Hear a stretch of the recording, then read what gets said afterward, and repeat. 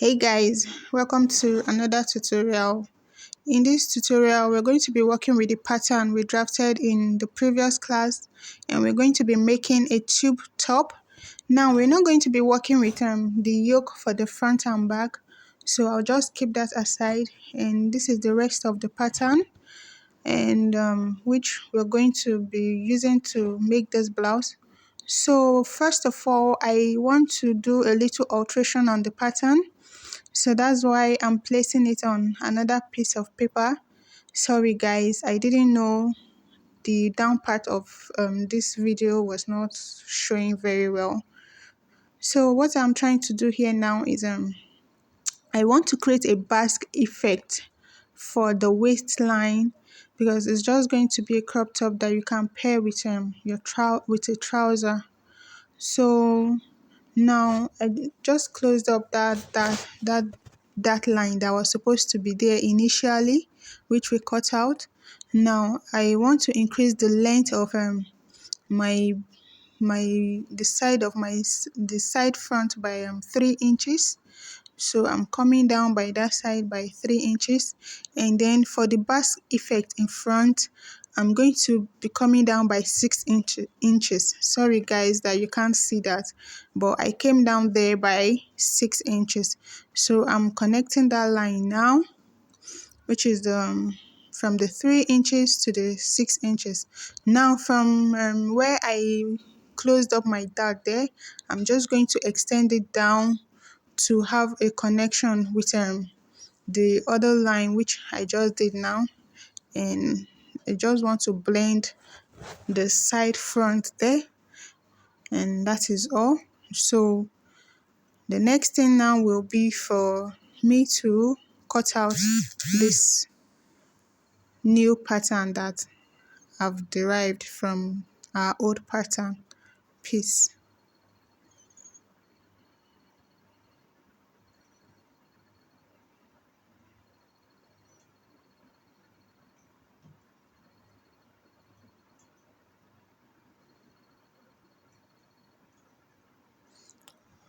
Okay, so now I also want to do the same thing for the back.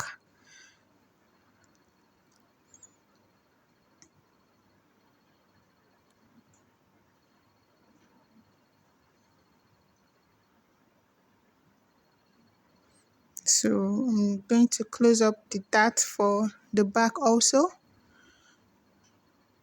and then bring it down by the same 3 inches, and then connect it together.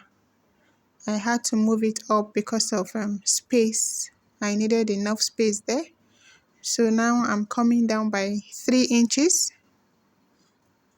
Okay, and then I'll connect it down like so, and then from the center back also I'm going to come down by 3 inches, and then I'll connect it. Now guys, I want to make the back of this blouse to have a loop. So on the up of the center back, I went in by 2 inches, and on the waistline I also came in by 1 inch. Sorry, I lost that clip. That is why you couldn't see when I did that. So right now I'm connecting that line down also, and then I'll cut out just like I did for the front pattern, and then we're going to have all our pattern piece ready.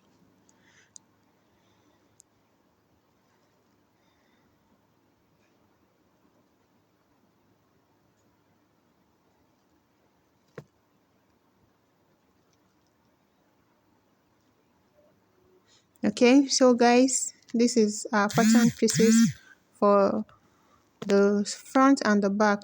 Now we'll be working with this Ankara fabric. It's 1 yard. So I'm just going to pin it on the fabric, and then when I finish cutting, I'll bring it back. So guys, these are my pattern piece. Since you can see, I've cut them out, and I've added all my necessary seam allowance just like before, 1/2 inch round, and then on the side front I have 2 inches there. The same thing for the side back, And for the center back also, I added ½ inch all round. This is because I'm not going to add a zipper. I mentioned that I was going to work with a loop, so I'm going to create the loop with that Ankara fabric there, and then I added ½ inch all round.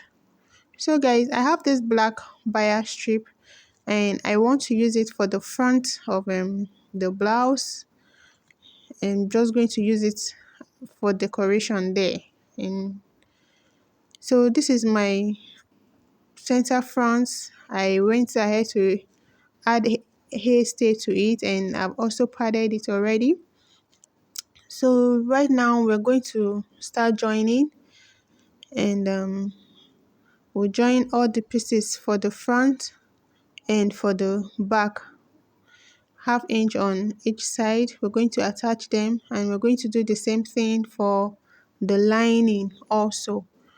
So when I'm done joining all this piece together, we're going to come back and continue in our sewing.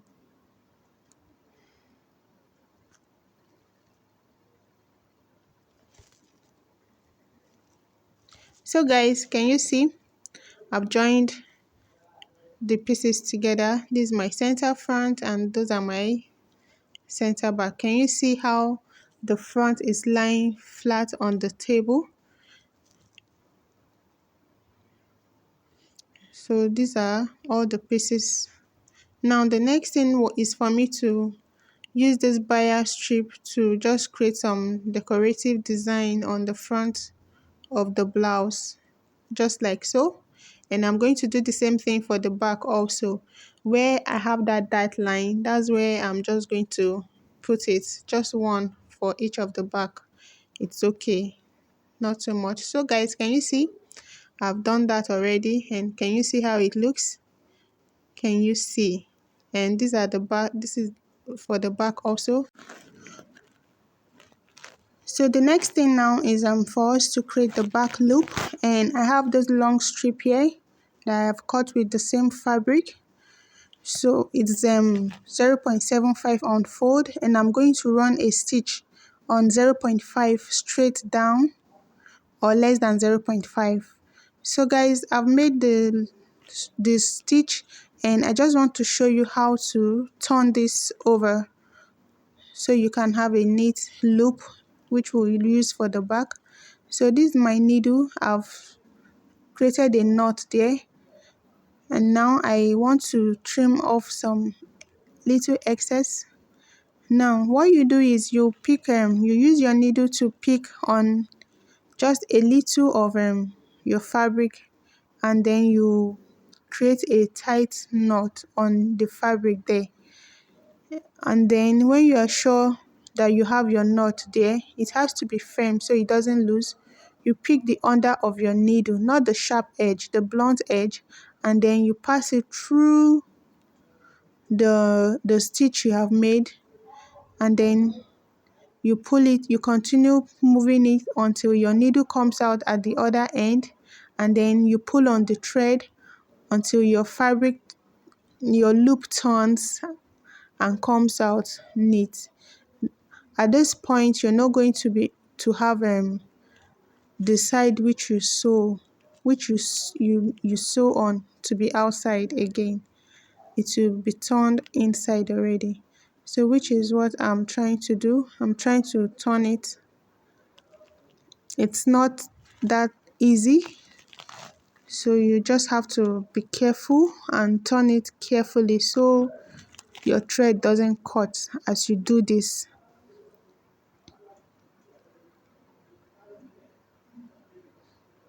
So guys, can you see I've turned my loop, and I'm going to do the same thing for the rest.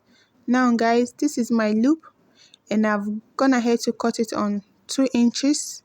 So all the loop I have there, they are 2 inches. So now I want to mark how I'm going to place the loop.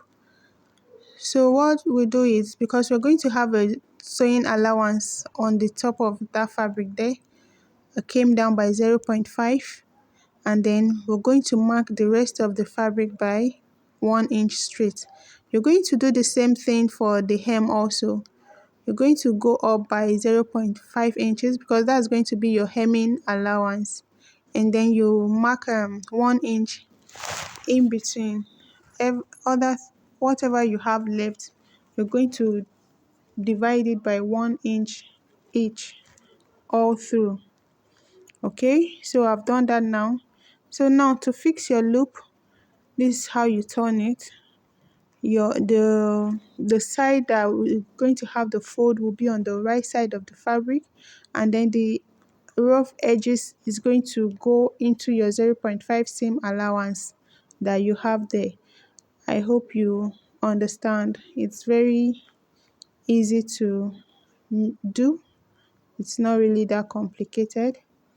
And so you have to put them together to lie very close to each other like so, and then you run a stitch on it as you do that. I'm just trying to show you for the second time how to place it. Okay, so guys, I'm going to do that now and come and show you how it looks like. So guys, can you see I've um I've done that, and this is how it will look like when you turn with your lining. I've done the same thing for the second side also. So the next thing now is for us to turn with our lining. So right side facing right side, and then we're just going to turn that loop side, our center back on 1/2 inch. We're going to sew on 1/2 inch. Please remember that you're not going to mark on your hemming allowance, so you go up by 1/2 inch from your hemming allowance, and then you run that stitch there for both sides of the back. For the center front, we're just going to turn the neckline, and then we're going to turn on 1/2 inch round for that sweetheart neckline. Can you see? I've done that now, and I added a little hemming gum there to make it firm and lie flat. And these are the back pattern also. And I've gone to also input my side measurements, and then we're going to now sew it down. So we're going to close our side seam now because I have that mark there already. And then when we sew, because this is going to be a sleeveless, we're going to close the armhole also. So guys, can you see I've done that, and I've closed my armhole already. Can you see how it looks? Can you see what we have? So we are only left with what? The hemming. And I'm going to do that now. So what you do is you turn, and you turn it, that's right side facing right side. You turn it to the rough side and sew it all round. So guys, can you see I've gone ahead to run that stitch there. Now what you do now is you pick a pin, and then you see on your lining, you just look for any of the stitch there and just try to lose it, or try to turn this over now. So when you open that seam there, you just pass the fabric through it, and you turn it to the right side. Can you see? Can you see now? So I'm going to give this a good press, and then we're going to close that place which we opened also. We'll run a stitch there, and then I'll come back and show you how this blouse looks like. So guys, can you see I've pressed this, and I've also stitched down that place. If you don't want to use your machine to run the stitch, you can also use a needle in case you want it to be clean, very clean and neat. There you use a needle too. So guys, can you see this is our finished blouse? Can you see how neat it looks and how beautiful it's looking? So this is how to sew a tube bustier, and this is the back view. The back is this close because it's bigger than the mannequin. So guys, thank you. Bye.